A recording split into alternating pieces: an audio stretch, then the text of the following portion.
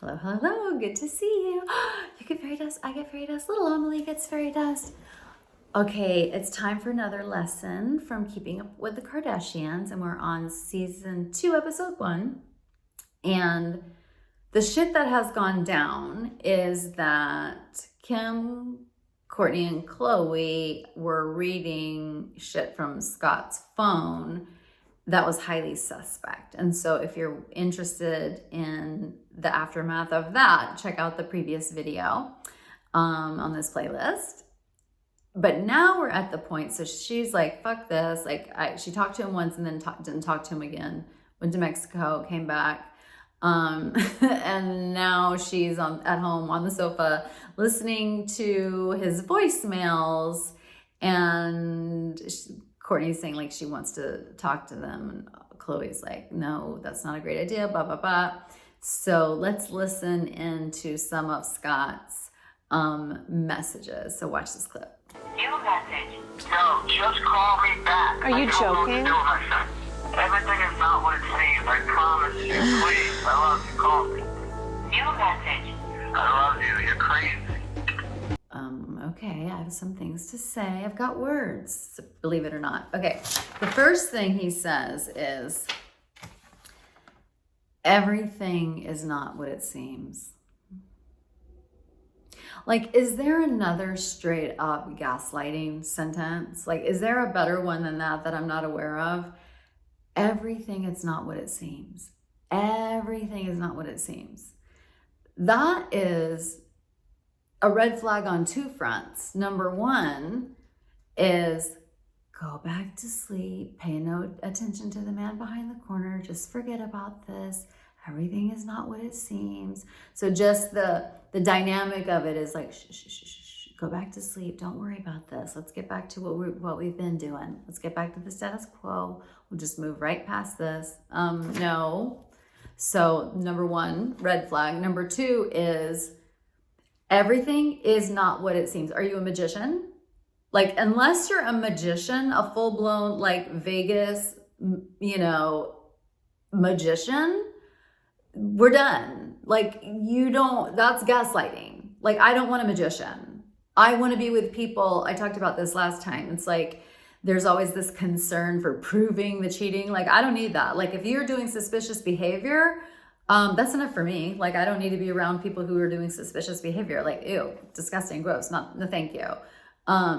So if you're telling me that everything that you're doing is not what it seems, I'm not interested. I'm not interested, Houdini. Like, I'm not interested. Like, I want people who are living in a world where shit is how it seems. Like, I'm not interested in being gaslit. Like, again, the only place that's appropriate is a stage. Okay, this is the other one that gets me. He's not happy. She's not returning his calls. And you can tell he's increasingly sounding, I don't know, allegedly, doesn't sound that sober the more messages that go by. But, I love you. You're crazy. Okay, already. I love you. You're crazy. Those two don't go together. It's not, I love you, you're crazy. Like, those aren't two sentences that ever should go together. I love you, you're crazy. Okay, for one, why are you in love with someone that's crazy? Like, what's this about? So, I must not be crazy if you're in love with me. Like, that doesn't even make sense. But, like, if someone's in the fucking doghouse, they've been caught doing something that is suspect, and then they say, you're crazy? You're crazy. Not just you're crazy because you don't know what it means, but also you're crazy for being mad at me. Like, again, like, no. If you're watching this and you have done something, a crime against a significant other, whatever that crime may be, if I show up late to something important that my husband wanted me to be on time to, if I cheat on him, if he asked me to get something, go pick something up and I didn't do it, or vice versa, or whatever, the response isn't, I love you, you're crazy. It's, if you are truly sorry, guess what? You should have the energy of someone who's truly sorry. Oh my God. Oh shit. I am so fucking sorry. I'm sorry. And so if he's trying to like, because the spirit in which you should be coming back to the person that you have wronged with your behavior, small or big, doesn't matter, is, oh my God, how can I make this up to you? Like, I have wronged you, or my behavior is suspect, and you are offended and upset by that. Holy shit, how can I make this right?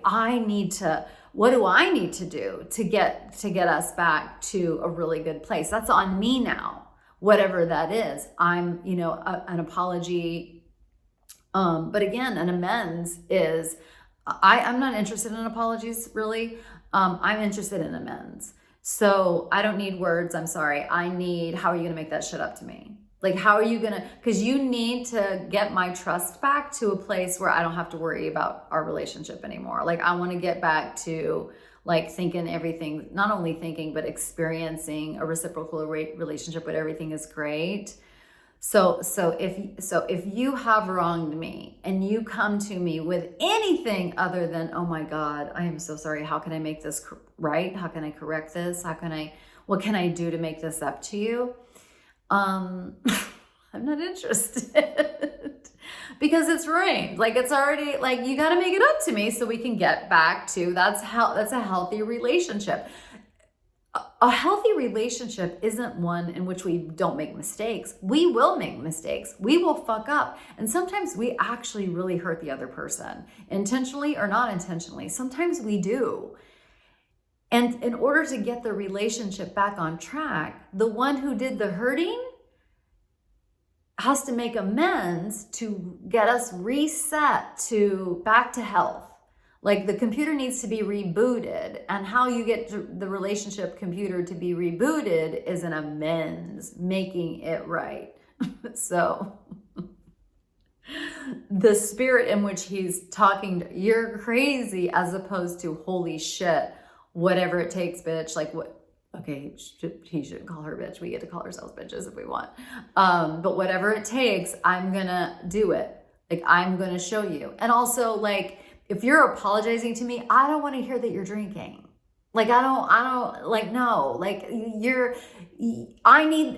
we have a crisis in our relationship, guess what you need to be? Fucking sober. You need to be fucking sober to be in this to handle this conflict. This is hard shit.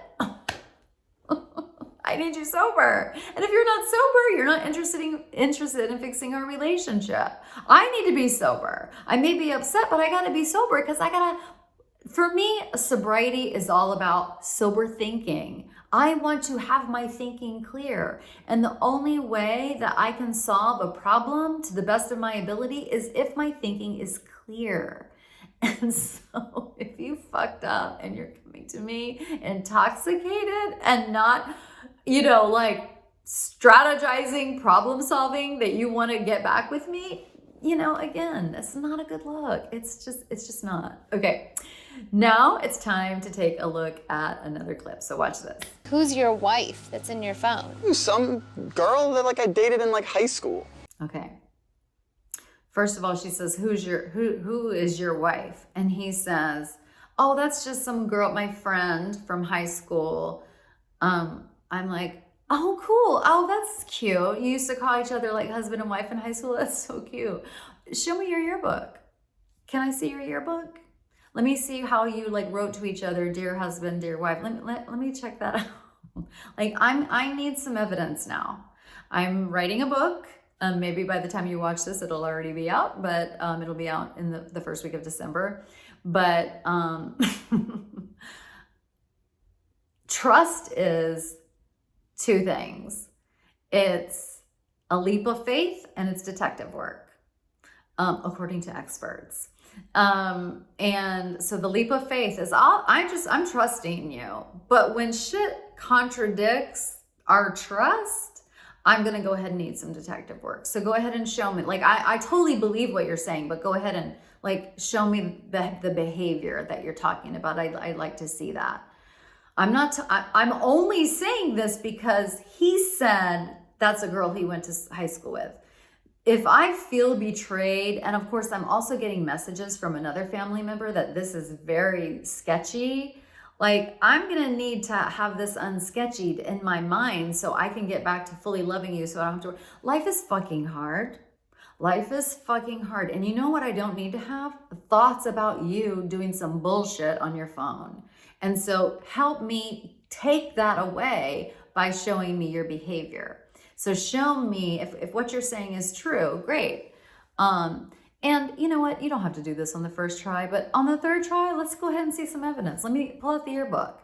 If I get some suspect behavior the third time, I'm like, remember when you said that thing about your friend from high school and you jokingly call each other husband and wife? Show me that. Show me that you're in your text or whatever. Like, show me that, or have her. I'm not usually a fan of contacting the third person because now it's a triangle and it's just a confusion fest. But I wouldn't necessarily mind a fact checking. So go ahead and call her in front of me and put it on speaker and let me hear that you joke each other. And if I hear and you're like, hey friend, remember how we used to call each other husband and wife? Okay, we're done. No. Because what should happen, if what he said is true, what should happen is, hey husband, that's not what you call each other. That's not what you call each other. Okay, so it's just saying, okay, just suspect shit, just red flag shit. Why were you looking into my wife's eyes? She came over to the house and as a joke, we like looked into each other's eyes as a joke. We're like, that is not a joke. There's no such thing nowhere in the history of time. It's like, that was a joke. I loved looking into your eyes. That's not a thing. That's never happened. It's not a joke. If it had like just a little bit of funny in it, I would be like, okay. That's not funny. It's not funny. It's not a joke. It's socially odd. And like I said last time, watch the video before, odd behavior is enough for me. Let's keep going. like, oh yeah, good to see you. And then over text message, it was, see, good to see you is normal.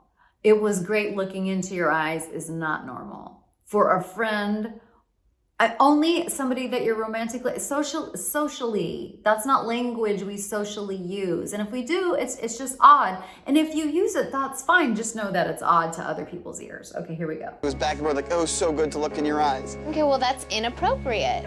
The other thing he says is, I'm gonna make a change, you'll see. and so that really doesn't have a lot of, those are nice words. Those are nice words, but it doesn't really sound like, and anytime someone says they'll change, that doesn't even make any sense. Like, just think of our own lives. If I just said to you, I'll change. Okay, what am I going to change? Like, I have to be specific. For me, in this case, how I would make it up to Courtney would be like, oh my God, I've made such a huge error. I am so sorry. Let me tell you what you're never going to see again. You're never going to see any suspect behavior in my phone or my actions, and you're never going to hear it from any other person because I'm never going to do it again. I realize, like, I'm done with high school and I don't need to be looking in other people's eyes or saying that. I'm growing up, I'm maturing, and I realize that's not going to fly in this adult relationship that we have that I'm so grateful for, and I'm so head over heels in love with you. So that's what's up. And for me, it just seems more credible if I tell the other person what change I'm going to make and just say, like, you will never see that again. You will never hear about it again. You will never, it's never going to be an issue. And that's because I'm never doing it again. And that is how I'm going to make this up to you. You will never have to face or be embarrassed in front of your sisters about this shit again. And I'm so, so sorry that happened to you. Versus I'll change. Because usually, I'll change, you'll see. It almost puts the responsibility on the other person. Like, you have to watch me change. Like, you have to see it. No, bitch. I'm going to change. I'm changing. Scott should never call her a bitch. That's my language. Sorry. I'm going to be the one to change.